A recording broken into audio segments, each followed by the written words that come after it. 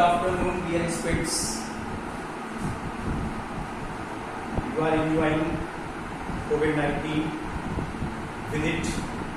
Pay attention towards the studies also. That's why I am discussing you some more problems. See this question based on determinant. That is also very important question. Determinant. First column 1, 2, 3. Second column 1 plus p, 3 plus 2p, 6 plus 3p. Third column 1 plus p plus q, 4 plus 3p plus 2q, 10 plus 6p plus 3q. Show that its value is 1. That is delta. Delta for determinant. In first step, only the carry this determinant 1 plus p, 3 plus 2p, 6 plus 3p, 1 plus p plus q, 4 plus 3p plus 2q, 10 plus 6p, 3q. This is the students इस determinant based एक question आप लोगों के यहाँ जरूर आता है. CBSE board इस पर एक क्वेश्चन आपसे जरूर पूछेगा. Be ready. How you will solve this question? This is very simple. देखिए यहाँ पर सेकंड कॉलम में देखिए. सेकंड कॉलम में यहाँ पर p का कोफिशिएंट 1 है. This is 2. This is 1, 2, 3. First column देखिए 1, 2, 3 है. अगर फर्स्ट कॉलम के एलिमेंट्स को एक कांस्टेंट p से मल्टीप्लाई करके अगर हम सब्ट्रैक्ट कर देते हैं कॉलम 2 से, तो p भी एलिमिनेट हो जाएगा, 2p भी एलिमिनेट हो जाएगा और 3p भी एलिमिनेट हो जाएगा. That's why this is by applying C2, replace from C2 minus, that is PC1. C1 को p से मल्टीप्लाई कीजिए, कॉलम 1 को p से मल्टीप्लाई कीजिए और C2 से माइनस कीजिए. You get this 1, 2, 3, 1, 3, 6, 1 plus p plus q. This is 4 plus 3p plus 2q and 10 plus 6p plus 3. मुझे लगता है कि ये स्टेप आप लोगों को क्लियर हो गया होगा. अब यहाँ पर कॉलम 3 देखिए. कॉलम 3 में p का कोफिशिएंट यहाँ पर 1 है, 3 है, 6 है. और देखिए सेकंड कॉलम 1, 3, 6 आ रहा है. यहाँ पर q का कोफिशिएंट 1, 2, 3 है. और देखिए फर्स्ट कॉलम 1, 2, 3 आ रहा है.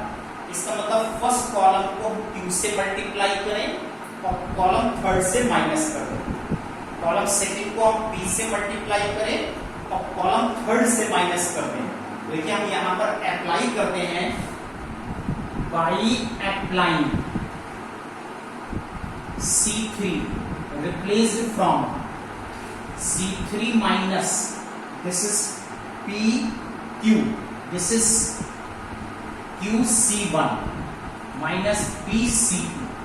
नीचे C1 को फर्स्ट कॉलम को Q से मल्टीप्लाई करके हम C3 से माइनस कर रहे हैं और कॉलम 2 को P से मल्टीप्लाई करके हम यहाँ पर कॉलम 3 से माइनस कर रहे हैं.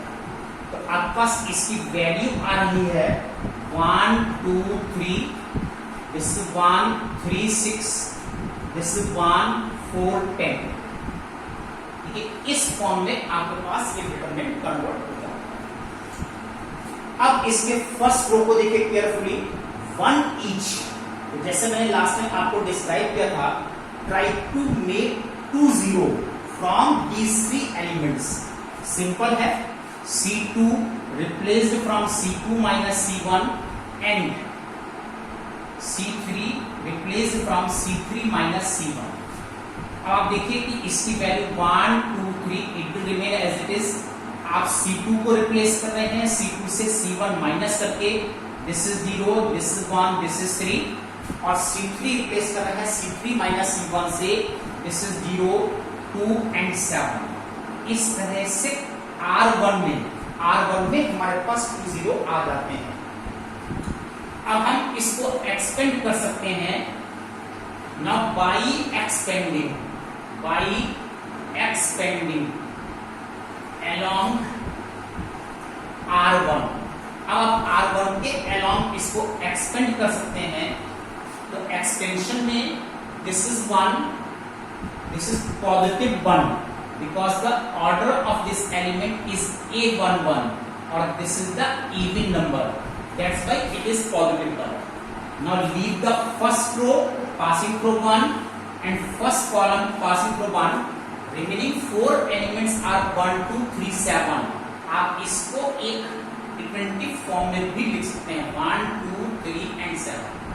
Now solve this determinant. 7 into 1 minus 3 into 2, 7 minus 6 you get 1. कितना सिंपल प्रॉब्लम है, बहुत आसानी से आप लोग कर सकते हैं, बस थोड़ी सी प्रैक्टिस, थोड़ा सा टाइम आपको इस पर डिवोट करना होगा. Now see more problem. I will take one more problem, that is the application of determinant. अब देखिए एक प्रॉब्लम हम एप्लीकेशन पर ले रहे हैं. मैंने आपको 3 एप्लीकेशन डिस्कस किए थे. 1 एप्लीकेशन मैं यहाँ पर इंपॉर्टेंट एप्लीकेशन आपको रिवाइज करने जा रहा हूँ.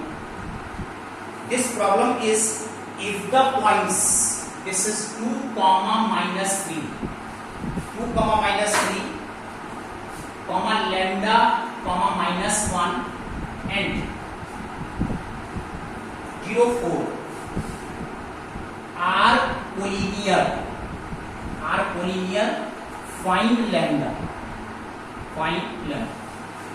इसमें से लैम्डा की वैल्यू कैलकुलेट कीजिए जब भी ये 3 पॉइंट्स कोलिनियर हैं. ये represents area of triangle. Area of triangle के लिए मैंने डिटरमिनेंट फॉर्म में आपको इसका फॉर्मूला डिस्क्राइब किया है. x1 y1 vertex a, b x2 y2 vertex b, x3 y3 vertex c. तो एरिया ऑफ ट्रायंगल के लिए हमने आपको फॉर्मूला डिस्क्राइब किया था half of x1 y1 1, x2 y2 1, x3 y3 1. अब अगर ये पॉइंट्स कोलिनियर है, collinear means lying on the same straight line, that's why area of triangle should be 0. तो ये एरिया ऑफ ट्रायंगल 0 हो जाना चाहिए. अगर ये 0 हो जाता है तो आप यहाँ पर क्रॉस मल्टीप्लाई कर सकते हैं, अगेन यू गेट 0. तो इट इज सफिशिएंट टू से, whenever the given points are collinear, then this determinant should be equal to 0. Now this is 0. अब यहाँ पर x1 y1 क्या है? These are the vertices. तो ये पॉइंट x1 y1 है. This is 2 minus 3 1. This is lambda minus 1 1. This is 0 4 and 1. Now solve this determinant to get lambda.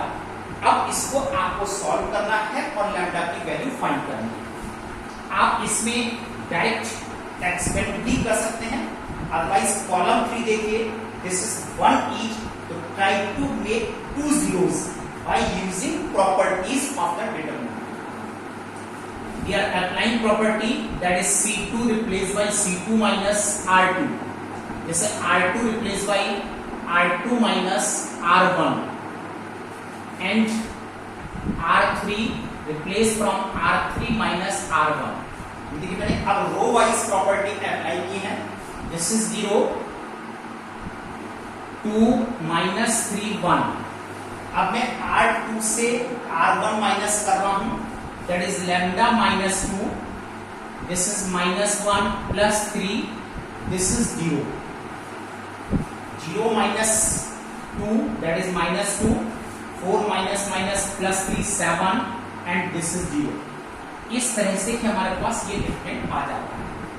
Further calculation के लिए this is 2 minus 3 1, lambda minus 2, this is 2 0, minus 2 7 and this is 0.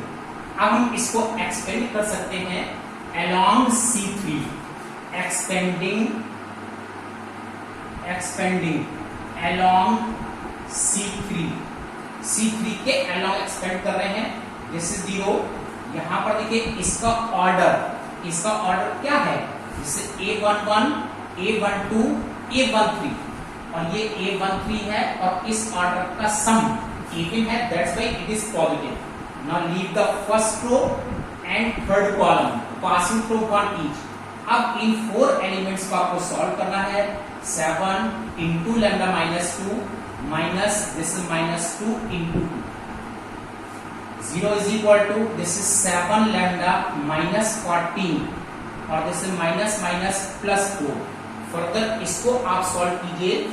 This is 7 lambda minus 10 is equal to 0, therefore lambda is equal to 10 upon 7। और देखिए यहां पर इसमें से easily आप lambda की वैल्यू को कैलकुलेट कर सकते हैं।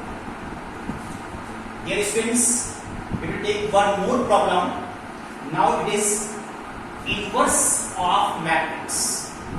अब देखिए हम यहाँ पर एक और प्रॉब्लम कंसीडर करने जा रहे हैं which is based on inverse of matrix. आप लोग सब फैमिलियर हैं, सब आप लोगों का स्टडी किया हुआ है। This is the time of revision. केवल रिवीजन को ध्यान में रख करके मैं आपको ये प्रॉब्लम इंक्लूड कर रहा हूं। देखिए यहां पर find the inverse of A matrix. एक मैट्रिक्स ले रहा हूं मैं 8 4 2।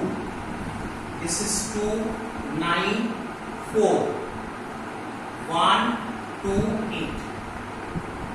Find the inverse of this matrix. इस मैट्रिक्स का इनवर्स कैलकुलेट कीजिए। अब क्वेश्चन आता है कि क्या इसका इनवर्स पॉसिबल है? तो यहां पर देखिए ईच मैट्रिक्स का इनवर्स पॉसिबल नहीं होता। अगर आपको इसका इनवर्स एग्जिस्ट करना है, find the determinant of A. सबसे पहले आप यहां पर इसका डिटरमिनेंट कैलकुलेट कीजिए।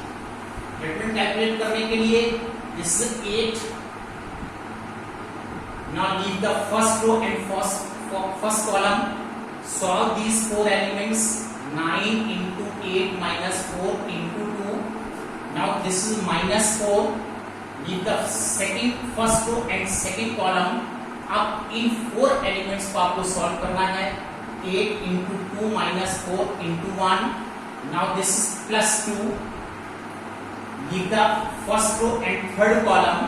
अब इसको आपको solve करना है और इतनी वैल्यू को कैलकुलेट करने के बाद ये वैल्यू आपके पास आती है दैट इज 450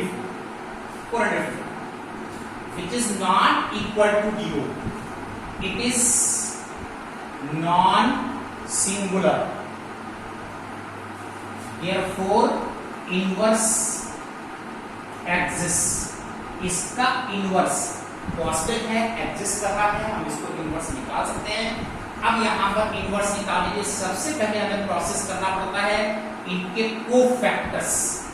अगर ये 9 एलिमेंट्स हैं, 9 कोफैक्टर्स आएंगे। ईच एलिमेंट का इंडिविजुअल कोफैक्टर्स आपको कैलकुलेट करना होता है। कैसे आप इनके कोफैक्टर्स कैलकुलेट करते हैं? That is C11। देखिए यहाँ पर 11 मींस इनका सम इवन है। सम मींस 1 + 1। इनका सम इवन है। इवन है तो ये साइन पॉजिटिव है। अब C11 leave the first row and first column. इन एलिमेंट्स को छोड़ दीजिए। डिटरमिनेंट निकालने में जो 8 आप मल्टीप्लाई करते हो केवल इसका इस्तेमाल नहीं किया जाता है, बाकी इतनी वैल्यू देखिए आपके पास C11 में आती है। अब इतना आप सॉल्व करेंगे, ये आएगा 9 × 8 - 4 × 2 दैट इज 72 - 8 और 72 से आप इसमें से 8 माइनस कर दीजिए, यू गेट 64। C12 इसका सम ऑड है, you consider a negative sign. Now leave the first row and second column. इसको आपने छोड़ दिया है, ये एलिमेंट्स आपको लेने हैं। कितना सॉल्व करना है इसका सॉल्यूशन देखिए, ये लिखा हुआ है। केवल यहाँ पर आपको 4 इंक्लूड नहीं करना है, दैट इज 16 - 4 यू गेट -12। इस तरह से आपको सभी कोफैक्टर्स यहाँ कैलकुलेट करने हैं। That is -5। This is C21 -28। This is 62। ये आप सब जानते हैं, अपने आप इसके कोफैक्टर्स को कैलकुलेट कर सकते हैं। That is -2। Here it is -28 और this is 60। नेक्स्ट स्टेप आपका क्या होता है? अब नेक्स्ट स्टेप हमारे पास होता है कि इसका adjoint matrix. adjoint of A, that is matrix formed by all cofactors and its transpose.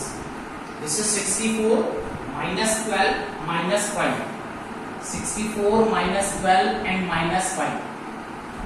This is minus 28, 62 minus 28, 62.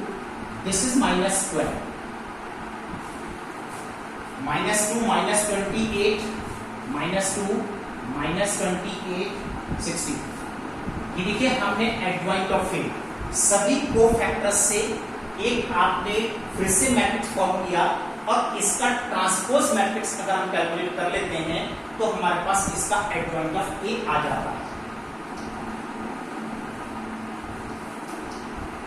अब इसका ट्रांसपोज मींस होता है that is adjoint of A.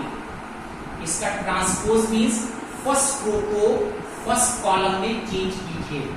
-5, this is -28, 62 -12, this is -2, -28 and 64। इस तरह से कि हमारे पास यहाँ पर ये एडजॉइंट ए आ जाता है। Now formula for inverse A inverse is equal to 1/√a into adjoint of A. केवल यहाँ पर डिटरमिनेंट ऑफ ए आपने ऑलरेडी कैलकुलेट किया हुआ है 454। दिस इज 454 और इसको मल्टीप्लाई कीजिए adjoint of A that is 64 -28 -2 -12, this is 62, this is -28 -5 -12 and 60।